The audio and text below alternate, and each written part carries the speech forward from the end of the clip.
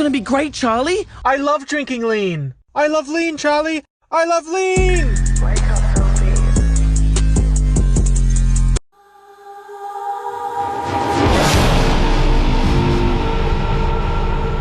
There are great zombies maps, there are iconic zombies maps, and then there are maps that transcend the mode entirely. Maps that feel less like a survival experience and more like a story.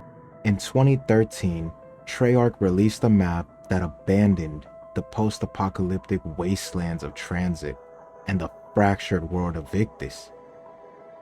Instead, it trapped players inside one of the most infamous prisons in American history, Alcatraz. What followed wasn't just another zombies map.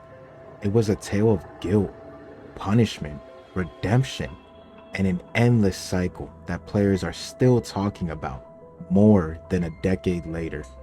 This is Mob of the Dead, the map that changed zombies forever. By early 2013, Zombies found itself in a strange place. Black Ops 2 launched with Transit, a map that divided the community. Some appreciated its ambition, while others struggled with its execution. Then came Die Rise, another experimental map, another controversial entry. The community wanted something different, something focused, something memorable. Treyarch responded with Mob of the Dead, released as part of the Uprising DLC on April 16, 2013. Mob of the Dead immediately stood apart from everything that came before it. No Victus crew, no bus, no ruined Earth, no lava. Instead, players found themselves stepping into the shoes of 4 gangsters, inspired by real-world criminals from the Prohibition era. For the first time since Call of the Dead, Treyarch introduced an entirely new cast. And what a cast it was. Billy Handsome, Salvatore De Luca, Michael Finn O'Leary, Albert Arlington, each portrayed by well-known actors. Unlike many previous Zombies characters, these men weren't heroes. They were criminals, murderers, thieves, men with blood on their hands. And that's exactly what made them fascinating. Every conversation felt grounded, every argument felt personal. These weren't soldiers fighting for humanity. These were broken men trapped inside a nightmare of their own making. It's hard to imagine a more fitting location for Mob of the Dead than Alcatraz. The real prison already carried an eerie reputation. Stories of violence, failed escape attempts, isolation, stories of ghosts. Treyarch took all of that and transformed it into one of the most atmospheric locations in gaming history. The prison feels alive. The narrow hallways, the flickering lights, the distant screams, the sounds of chains rattling somewhere beyond your view. Every corner feels haunted. Every room feels cursed. Even before the zombies arrive, Alcatraz feels wrong. Mob of the Dead doesn't rely on jump scares. It doesn't need to. The atmosphere does all the work.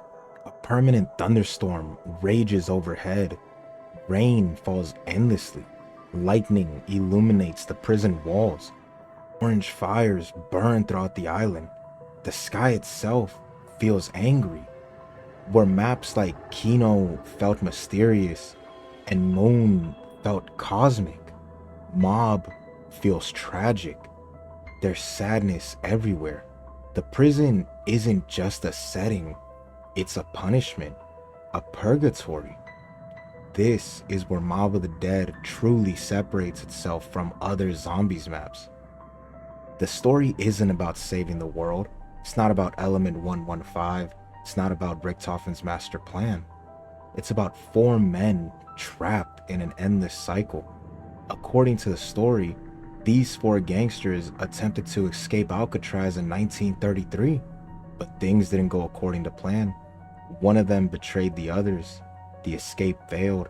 Everyone died. Now they're trapped in a supernatural prison where the events repeat over and over and over again. They escape, they die, they return again and again and again. Perhaps the most innovative feature in Mob of the Dead is Afterlife. Instead of immediately dying, players enter a ghost-like state. Their body collapses, but their spirit is left behind. And suddenly, they can interact with the environment in entirely new ways, powering generators, opening doors, activating machines, traversing hidden pathways. It fundamentally changes how players interact with the map. More importantly, it perfectly reinforces the theme. Death isn't the end in Mob of the Dead. It's a part of the process. The characters are already dead. Afterlife simply acknowledges that reality. Unlike previous maps where progression focused on turning on power or linking teleporters, Mob centers around building an airplane. Scattered across Alcatraz are all the parts needed to construct the escape vehicle. Players must search every corner of the prison, every cell block, every rooftop, every hidden room. The process feels meaningful because it directly ties into the narrative. You're not just opening Pack-a-Punch, you're attempting to escape. You're participating in the story itself. Eventually, the plane takes flight, and for the first time, players leave Alcatraz entirely, flying through the storm toward the Golden Gate Bridge. Even today, it's one of the most memorable moments in Zombies history. The music, the visuals, the realization that you've actually escaped the prison, except you haven't. Because the bridge isn't freedom, it's another part of the cycle. Mob introduced one of the coolest pieces of equipment Zombies had ever seen, the Hell's Retriever, a tomahawk forged through ritual sacrifice. Unlike standard grenades, the Retriever could be thrown and returned to the player, picking off zombies from a distance, collecting power-ups, saving ammo. It wasn't just useful, it was stylish, and it fit perfectly within the supernatural themes of the map. Then there's the Blundergat, one of the most beloved wonder weapons ever created. Part shotgun, part hand cannon, entirely devastating.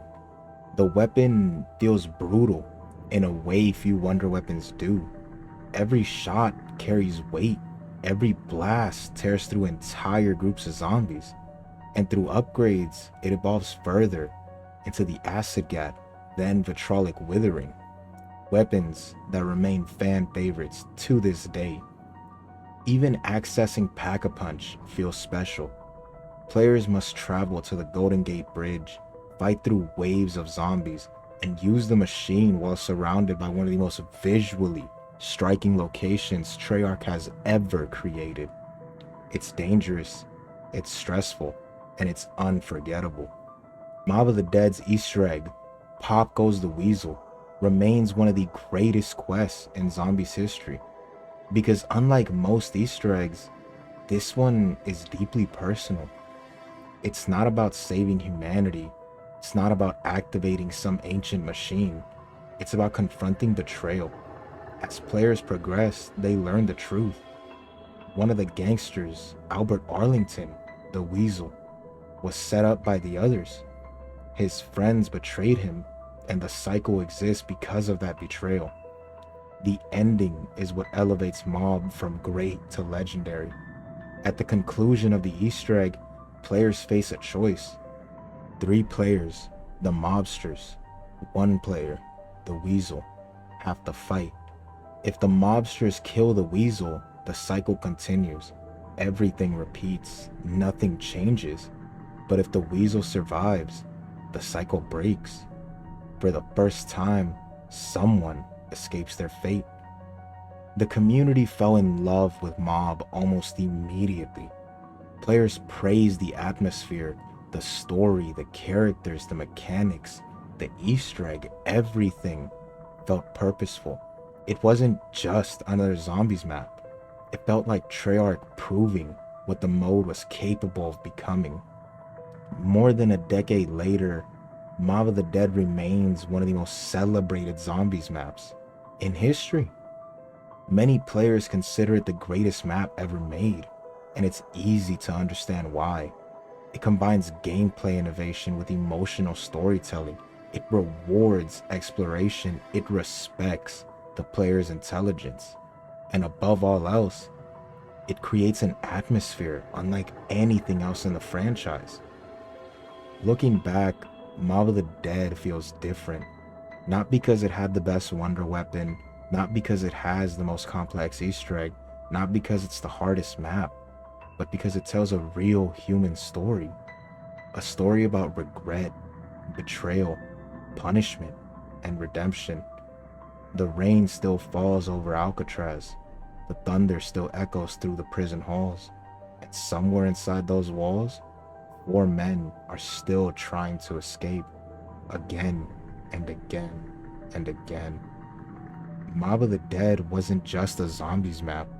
It was proof that zombies could be art. Hello, this is Kitty. Mira bien, hijo de tu puta madre. Soy Mencho, güey. Relaja tu puta gente a la verga. Soy Mencho, güey. Oh, no cuelgues, hijo de la verga. Te tengo